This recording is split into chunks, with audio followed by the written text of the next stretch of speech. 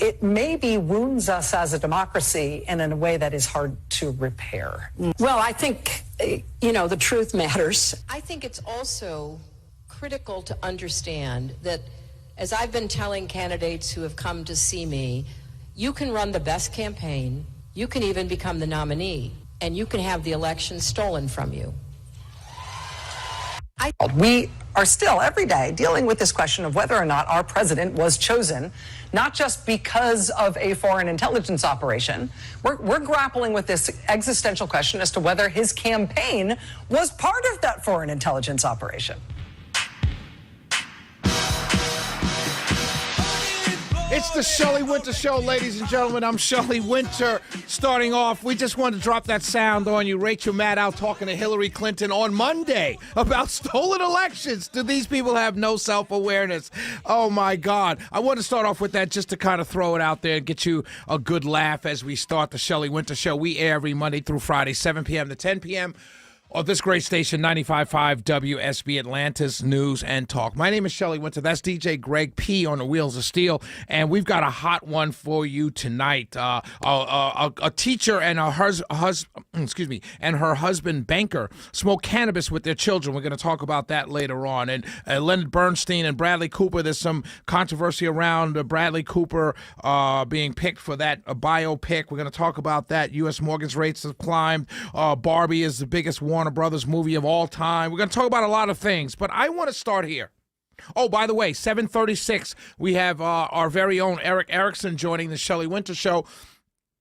For the first time, by the way, to talk about The Gathering, which starts tomorrow morning. So he's going to be coming on at 7:36 to talk about that. Also at 9:06, stay for that. We have the chairman of the Frederick Douglass Foundation, my dear brother, Dean Nelson. They just won a federal appeal for a case that they were involved with. So he's going to be coming on to talk about that later on in the show. So we got a lot hot show for you tonight on the Shelley Wynter Show. But I wanted to start off with having a conversation, right? I wanted to have a conversation with all of you, Democrat, Republican, it doesn't matter. I just want to have a conversation with you. And by a conversation, I want to talk to you. And if you want to respond and chime in on it, you can. One of the things that I find fascinating, particularly in my world, right? My social media, I have a lot of different people on. I do mostly Facebook. I'm on Twitter, Shelley Wynter 1 on Twitter, and I'm on Facebook, Shelley Wynter, my name. And one of the fascinating things about my Facebook page is I have a lot of people on my Facebook page that disagree with me just on everything. If I say it's raining, they're going to chime in and say it's snowing, right? And that's a part of the game. I don't mind that. I actually like that. I think it's kind of funny. But one of the things that I've noticed over the last few weeks or few months, actually, or excuse me, several years, actually, is that there comes a point in time when those people that disagree with the things that I post on social media all tend to use the same language. Right? And so it got me thinking, it's like, where are they getting these words from? Where are they getting these statements from? Where are they getting their information from? And I started to realize, wow, I never understood how propaganda really works, right? I never understood when they talk about propaganda during Nazi Germany or in America or wherever that we see propaganda. I never understood actually in practice how it worked, right? But I'm seeing it every day more and more and more. I understand now how easy it is to spread propaganda. Now, I'm not talking about a term like fake news. That's not what I'm talking about. I'm talking about straight propaganda. How do you get the populace to repeat the things that you want them to repeat and see the things that you want them to see, or not pay attention to the things you don't want them to pay attention to? A perfect example, let me start here. A perfect example of this, we keep hearing the term, and I hear it from people who on the Democratic side when they say fake electors, right? They keep using this term all over my Facebook page or in conversations that I have with people. They will use the term fake electors. And I'm like, well, what do you mean by fake electors? They're not fake. They were real people, first of all. And more importantly than that, it's perfectly legal to have an alternative slate. These are alternative electors. They're not fake electors, right? But I see that word seep into these people's arguments because the media put it out there to cast aspersions on what was going on. Another one they use a lot. Well, Donald Trump's a threat to democracy. And I think to myself, a threat to democracy? Are you serious right now? He's a threat to democracy? How is he a threat to democracy? There's a story, I'm trying to get the writers on tomorrow to interview them. There's a story that just broke on theintercept.com about Pakistan being threatened by the U.S. State Department because Imran Khan, who is the leader of Pakistan, right, was aggressively, quote, aggressively neutral when it was time for everyone to band together on the side of Ukraine against Putin. He said, no, we're not in this. That's basically what he said. We don't want to be involved in this. And then he went to visit Putin, but he wasn't getting involved. And so the State Department sent the U.S. ambassador to Pakistan a memo to pass on to the government saying, get rid of this guy. And not a month later, the parliament in Pakistan voted no confidence in Imran Khan, one of the most popular leaders Pakistan has ever had, and they put him in jail, said he could never run again, and ousted the guy. That's a threat to democracy. That's an actual threat to democracy. Removing someone that doesn't bow to your wishes on a world stage. That's a threat to democracy. He was duly elected by the people of his country. That is really a threat to democracy. We did that. And no one's talking about it.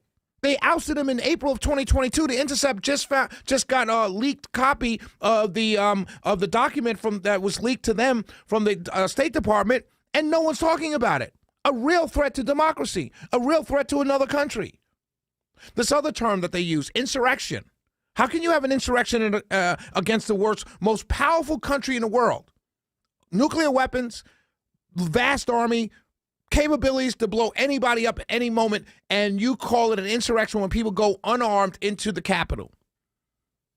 No one is above the law. This is the one that gets me the most. This is the term they use all the time. Well, Shelley, no one's above the law. I'm like, really? You're telling me that no one's above the law, yet you elect prosecutors who will not prosecute certain laws? So that means that if I'm in, say, Douglas County, and the prosecutor in Douglas County doesn't prosecute certain misdemeanors, but I commit that same misdemeanor in Cobb County, I'm going to go to jail. So therefore, you put the residents of Douglas County above the law of me, above the law above me. No one's above the law. How can you possibly say that when you elect prosecutors who won't prosecute certain crimes, but other prosecutors will? That means you put an entire county or city or state above the law, but other people are not. But these same people will use these same terms time in and time again, and it's called propaganda. And they've been propagandized. Now, I'm not saying it doesn't happen on the other side. I'm just using the terms that I see every day on my Facebook page from people who disagree with me. They use these terms that are planted out there, that are spread far and wide: fake electors, threat to democracy, insurrection, fake news, no one is above the law. Meanwhile, all of the things, these words that they use, are actually them. It's actually them. They're the threat to democracy. They cause an insurrection. You know where there was an insurrection, a real insurrection? In the city of Seattle, in the city of, was it Portland? In Portland, where they actually, and Seattle, where they actually took over a whole downtown. Barricaded it in with weapons. The law couldn't go in there. The government officials couldn't go in there. And they actually took over a downtown city for several months. That's an insurrection. They had AK-47s. They had rifles. They had guns. People were killed. And they took over an entire city. That's an insurrection. You took over the government and you put yourself in charge of that area. Right here in Wendy's in the city of Atlanta. That was an insurrection. The cops couldn't go in there. They threatened people who drove down there. That would be an insurrection. That's closer to an insurrection than what happened on January 6th. But they will tell you, they will use these terms. No one is above the law. Everybody is above the law. You've been screaming that. People on the Democratic side have been screaming that for the last 65 years. Everyone rich, everyone powerful, most of the people white are all above the law.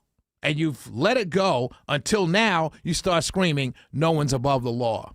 It's propaganda, ladies and gentlemen. Don't let it seep into your brains. Don't let it seep into the brains of your children. It's the Shelley Wynter Show. We will be right back.